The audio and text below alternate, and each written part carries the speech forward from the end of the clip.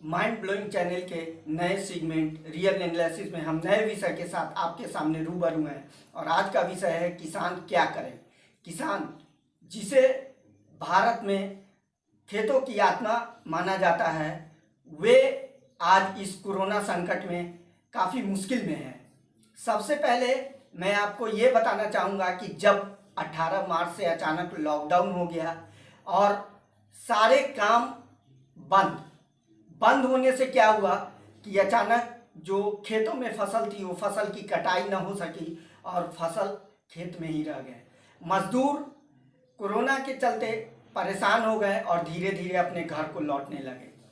बड़ी कठिनाई हुई और फसल खेतों से कट नहीं पाए, जिसके कारण खेत में ही फसल रह गए और कुछ फसल लगे हुए थे। अचानक क्या हुआ, टिड्डियों का हमला हो गया। टिड्डियों का हमला होने से लाखों हेक्टेयर के फसल टिड्डी राजस्थान, पंजाब, हरियाणा, मध्य प्रदेश, उत्तर प्रदेश, यहाँ तक कि बिहार तक में फसलों को टिड्डियों ने चट कर डाला और बर्बाद कर दिया। इससे भी किसानों को काफ़ी नुकसान हुआ और समय पे अनाज मंडियों में नहीं पहुंच सका, क्योंकि अनाज की कटाई नहीं हुई और वे फसल खेतों में ही रह गए। कुछ ही दिन बाद मौसम बदला और बारिश शुरू हो गई। बहुत से फसल, कुछ कटे हुए फसल भी खेतों में बर्बाद हो गए और कुछ फसल बिना कटे ही बर्बाद हो गए, क्योंकि मजदूर वहाँ से चले आए थे। तो फसल काटे कौन। आगे चलते हैं।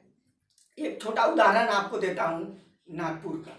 नागपुर में मौसमी, नारंगी ये सब बहुत होता है।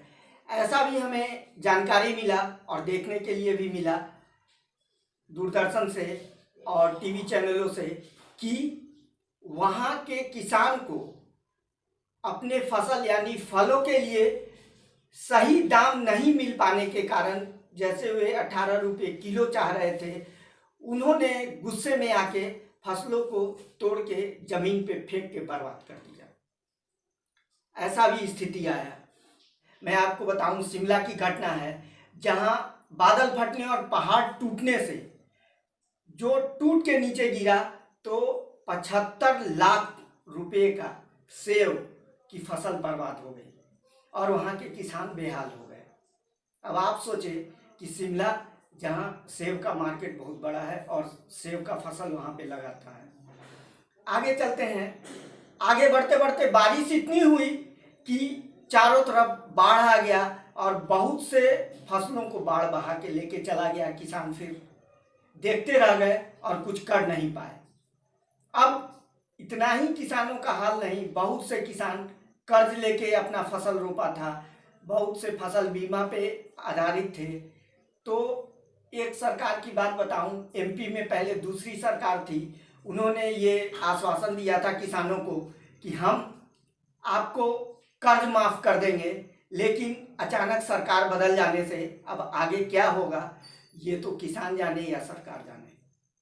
आगे चलते हैं कि इतना के बावजूद अब किसानों के पास ये रह गया है कि किसान क्या करें, अगली फसल कैसे लगाएं, क्या सरकार के तरफ से किन किन चीज़ों का मुआवजा मिलेगा, या क्या फसल बीमा मिलेगा, या सब्सिडी पे बीज मिलेंगे, और किस तरह से उन्हें सरकार से सहायता मिलेगी कि वो आगे खेती कर सके। पहले तो अभी बाढ़ से निजात मिले तब किसान कुछ करें और फसलों को अपना आयाम दें और फिर से नई फसल लगा सके और खड़ी कर सके।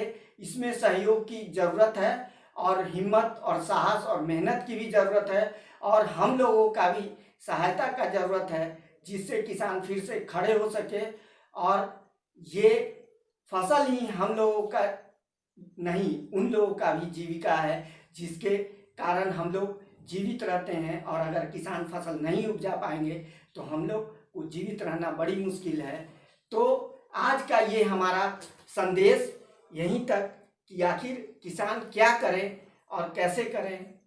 तो किसानों के लिए हम यही ईश्वर से प्रार्थना करेंगे कि वे इस कड़ी घड़ी में भी मेहनत करें और फिर से फसल लगाने की कोशिश करें। सहायता उन्हें मिलेगी ही। धन्यवाद।